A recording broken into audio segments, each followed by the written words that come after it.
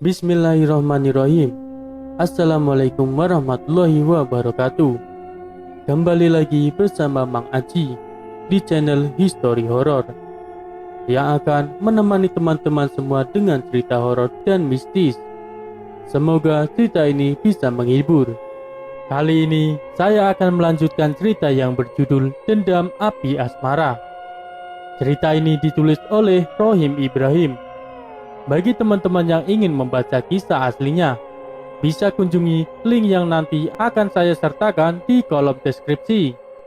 Tak usah lama-lama lagi, mari kita masuk ke ceritanya.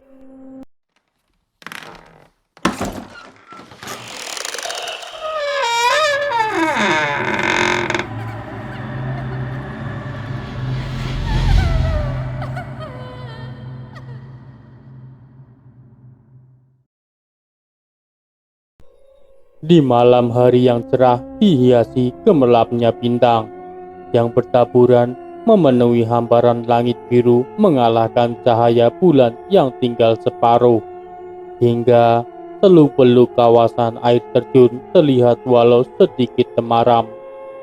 Di dalam goa, di balik air terjun, Barja hanya mondar-mandir, sementara istrinya sedang menenangkan bayinya yang terus merengek karena lapar.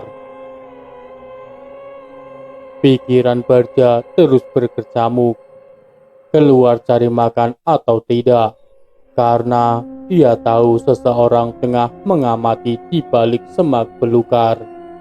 Jika tidak keluar, anaknya kelaparan. Pikirnya, ia berpikir keras di pintu goa. Bagaimana caranya agar ia bisa keluar tanpa diketahui si pengintai? Akhirnya, ia buat keputusan.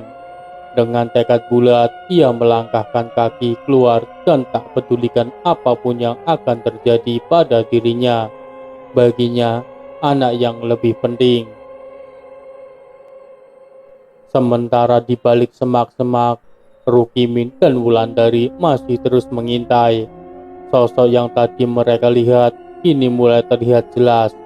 Seorang pria berpakaian serba hitam dengan topi daun pandan dapat nemu tadi siang di tepi sungai. Keluar dari balik air terjun, terus memapaki bebatuan, cadas dan melesat ke sebuah dahan besar. "Kamu lihat sendiri kan?" kata Rukimin. "Tapi kita tak boleh kesalahan tangan. Bersabarlah," kata Wulandari. "Sampai kapan kita bersabar? Tubuhku bisa habis oleh nyamuk," kata Rukimin ketus sementara mukanya cemberut. Di bawah terangnya cahaya di langit yang cerah, wajah Barja mulai nampak. "Kau lihat sendiri itu Barja," kata Rukimin. Lantas Wulandari keluar dari persembunyiannya seraya membentangkan selendangnya. But! Selendang meluncur siap menjerat. Barja yang memang sudah siaga dari tadi langsung melompat lalu jungkir balik di atas pindah ke dahan yang lain. Sementara selendang hanya menjerat dahan yang tadi dipijak Barja. Seketika dahan tersebut remuk dan jatuh. Gubrak! Mengetahui yang menyerang pendekar istana, ia tak mau gegabah. Dikeluarkannya keris pusaka Janggawi Sesa. Seketika kawasan tersebut terlihat karena terangnya cahaya keris. Sedikit banyaknya Wulandari tahu tentang keampuhan keris itu. Lekas ia keluarkan pedang 7 bintang, karena terdapat 7 buah ukiran berbentuk bintang.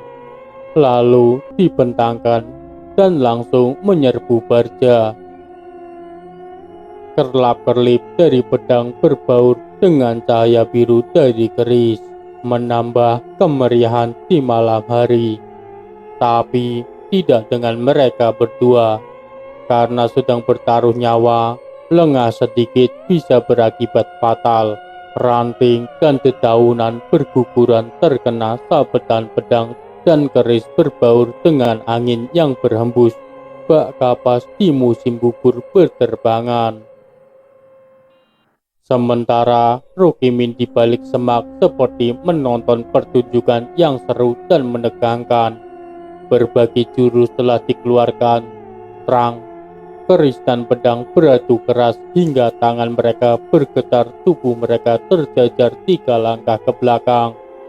Melihat lawan lengah, Wulandari bentangkan selendangnya, wut dan set, tangan kiri Barja terlilit. Kaget tangannya terlilit, Barja lekas babatkan kerisnya, bret, selendang pun putus. Sambil mengatur nafas, Barja kerahkan tenaga dalamnya terpusat di kedua tangannya. Seraya mulutnya komat kamit, lalu kedua tangannya dipentang ke depan. Bebarengan dengan meluncurnya selendang, wut, selendang yang meluncur disapu gemuruh angin yang membuntal, sehingga berbalik arah dan memilit tubuh si empunya. Tak ubahnya seperti kepompong, hanya terlihat kepalanya. Tubuh Wulandari tak bisa digerakkan. Ia hanya mematung sementara mulutnya terus menyeretu, tak karuan. Seperti yang sudah disepakati, 3 pendekar istana bertemu di sebuah tepian sungai. Setelah menghilangkan dahaganya karena perjalanan yang cukup melelahkan, mereka merebahkan tubuhnya di tepian sungai sambil membicarakan tentang Barja yang sedang mereka cari. Tiba-tiba dari kejauhan terdengar seperti pohon tumbang, membuat mereka terperanjat. Bagaimana bisa tiada badai, tiada petir, tiba-tiba pohon tumbang? Akhirnya mereka bergegas menyelidiki. Wulandari, serentak ketiganya berseru. Kirawing lekas membukakan selendang yang melilit tubuh Wulandari, sementara 2 lainnya menyerang Barja. Resi Dharma Wisnu langsung meluncurkan pukulan es. Barja dengan cepat melompat setinggi 2 tombak. Pukulan es hanya mengenai pohon. Seketika pohon itu membeku mengeluarkan bunga-bunga es seperti pohon di musim salju. Sementara Kepu Ireng menerjang Barja dengan pukulan-pukulan dahsyatnya. Merasa dirinya kebal, ia hantamkan pukulannya dengan membabi buta. Tanpa rasa takut, dengan senjata yang dipegang Barja, dan seret, tangan kirinya tersayat keris. Seketika tangannya melepuh gosong mengeluarkan asap. Kepu Ireng terperanjat melihat tangannya bisa tersayat keris. Rasa panas dan perih yang luar biasa hingga mengernyitkan dahi. Kau terlalu gegabah, Kepu. Keris di tangannya bukan senjata biasa, kata Resi Dharma. Maaf, aku memang ceroboh, kata Kepu Ireng. Untung cuma tersayat. Jika menancap jantungmu, mungkin tubuhmu sudah jadi kebu panggang, kata Resi mengingatkan. Di balik semak, Rukimin hanya mengintip dan tak mau mengotori tangannya karena sudah terwakili oleh mereka. Bersambung.